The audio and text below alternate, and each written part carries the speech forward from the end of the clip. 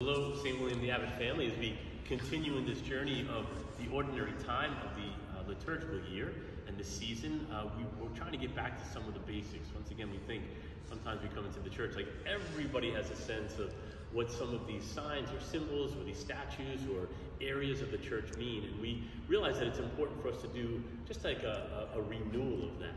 When we come to celebrate Eucharist, we come into the Mass. Even the word Mass comes from the word missa, a missionary, that we don't just come here and stay, we come and we go forth to bring this powerful message of hope, which is the gospel, but also after we receive Jesus in the Eucharist, we have to become what we receive. And so what's happening at every single Mass is this little bit of a combination. When you come into St. William the Abbot, you can see in the front area, in the south transept, there's a statue, kind of an image on the wall of the Last Supper.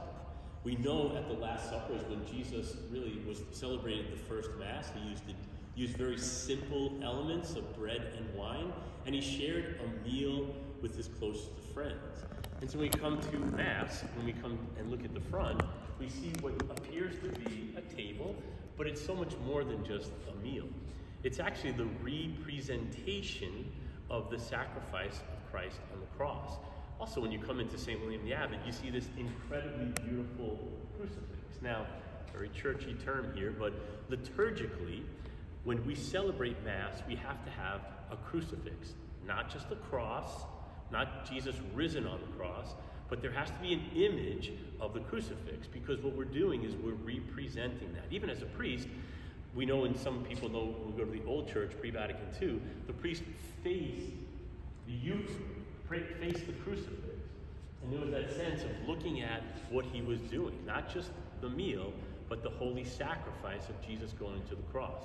You might notice sometimes here, we have a smaller crucifix that the priest that we look at when we celebrate Mass, because again, it's that always reminder that we're not just saying a couple of words, we're not just going through the motions, that we're literally living that sacrifice.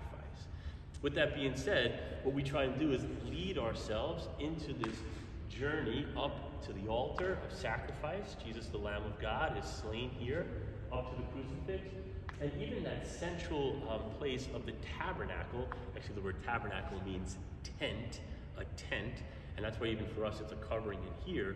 But the tabernacle is where we keep some of the leftover Eucharist that we have at Mass, because we don't usually have the exact number every time, but we have a place for it to stay. You know, you might remember that during COVID, when we were doing the Masses online every single day, there was really a big movement and request for people, because they love our tabernacle, to have it back here in the center, right? At different times, it was in the center in our history. Most of the time it's been there.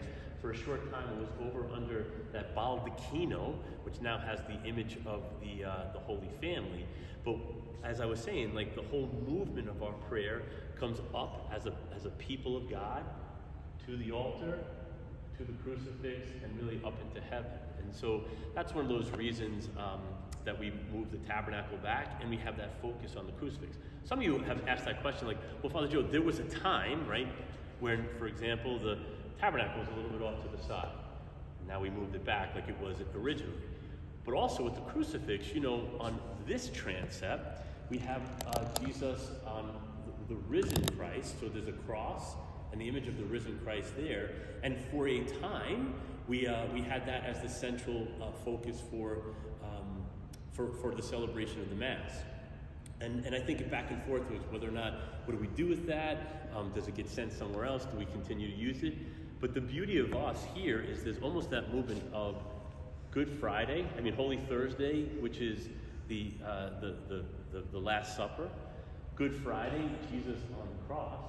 Then there's the quiet time of Holy Saturday, and then the resurrection. So there's a beautiful movement, and it was very well thought out by you, the people of God here at St. William the Abbot, and Bishop Koenig as well, who was the steward of the time, the pastor of really making that all come together. But those are some of those important fixtures that are here.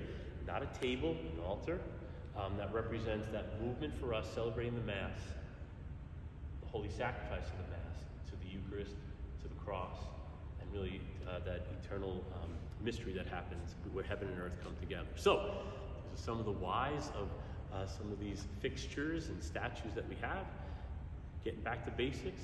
We'll see you at the next one.